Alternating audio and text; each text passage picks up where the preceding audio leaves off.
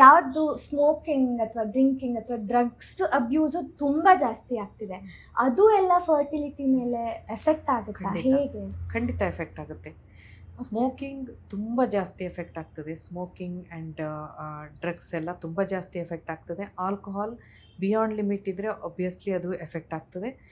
ಆಮೇಲೆ life style ಮತ್ತು daily habits ಅನ್ನೋದು ತುಂಬ ಎಫೆಕ್ಟ್ ಆಗ್ತದೆ. ಎಷ್ಟರ ಮಟ್ಟಕ್ಕೆ ಅಂದರೆ ಕೆಲವ್ರಿಗೆ ಈ ಸ್ಪರ್ಮಲ್ಲಿ ಒಂದು DNA ಫ್ರ್ಯಾಗ್ಮೆಂಟೇಷನ್ ಅಂತ ಟೆಸ್ಟ್ ಮಾಡ್ತೀವಿ. Okay. ಸ್ಪರ್ಮ್ ಅಂದರೆ ವೀರ್ಯಾಣುವಿನ ಒಂದು ಭಾಗದಲ್ಲಿ, ತಲೆಯ ಭಾಗದಲ್ಲಿ, ಅಂದರೆ ಹೆಡ್ ಅಂತ ಅದನ್ನು ಕರಿತೀವಿ.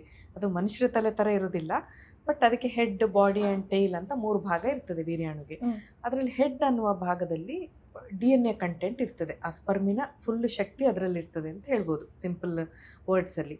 ಸೊ ಆ DNA ಇಂಟಿಗ್ರಿಟಿ ಅಂದರೆ DNA ಪ್ಯಾಕೇಜ್ ಹೇಗಿದೆ, ಬ್ರೇಕ್ ಆಗಿದೆಯಾ, ಇಂಟ್ಯಾಕ್ಟ್ ಇದೆಯಾ ಅಂತ ನೋಡಲಿಕ್ಕೆ ನಾವು DNA ಫ್ರ್ಯಾಗ್ಮೆಂಟೇಷನ್ ಟೆಸ್ಟ್ ಅಂತ ಮಾಡ್ತೀವಿ. ಓಕೆ. ಸೊ ಅದು ಮಾಡಿದಾಗ ಯಾರದಾದ್ರು ಫ್ರ್ಯಾಗ್ಮೆಂಟೇಷನ್ ಅಂದರೆ DNA ಇಂಟಿಗ್ರಿಟಿ ಚೆನ್ನಾಗಿಲ್ಲದೆ ಬ್ರೇಕ್ ಆಗಿದೆ ತುಂಬ ಅಂತ ಕಂಡು ಬಂದರೆ ಅವ್ರಿಗೆ ನಾವು ಆ್ಯಂಟಿ ಆಕ್ಸಿಡೆಂಟ್ಸು, ವೈಟಮಿನ್ಸು ಎಲ್ಲ ಹಾಕಿ ಲೈಫ್ ಸ್ಟೈಲ್ ಮಾಡಿಫಿಕೇಷನ್ ಹೇಳಿ ಬ್ಯಾಡ್ ಹ್ಯಾಬಿಟ್ಸಿಂದ ಹೊರಗೆ ಬರಲಿಕ್ಕೆ ಅಡ್ವೈಸ್ ಮಾಡಿದ್ಮೇಲೆ ಒಂದು 3 ಮಂತ್ಸ್ 6 ಮಂತ್ಸಲ್ಲಿ ತುಂಬ ಜನರಲ್ಲಿ ಚೇಂಜಸ್ ಕಾಣ್ತದೆ, ಓಕೆ, ಇಂಪ್ರೂವ್ಮೆಂಟ್ ಕಾಣ್ತದೆ ನಮಗೆ. ಫುಲ್ ವಿಡಿಯೋನ ನೋಡಿ ಆನ್ 4C ಯೂಟ್ಯೂಬ್ ಚಾನಲ್.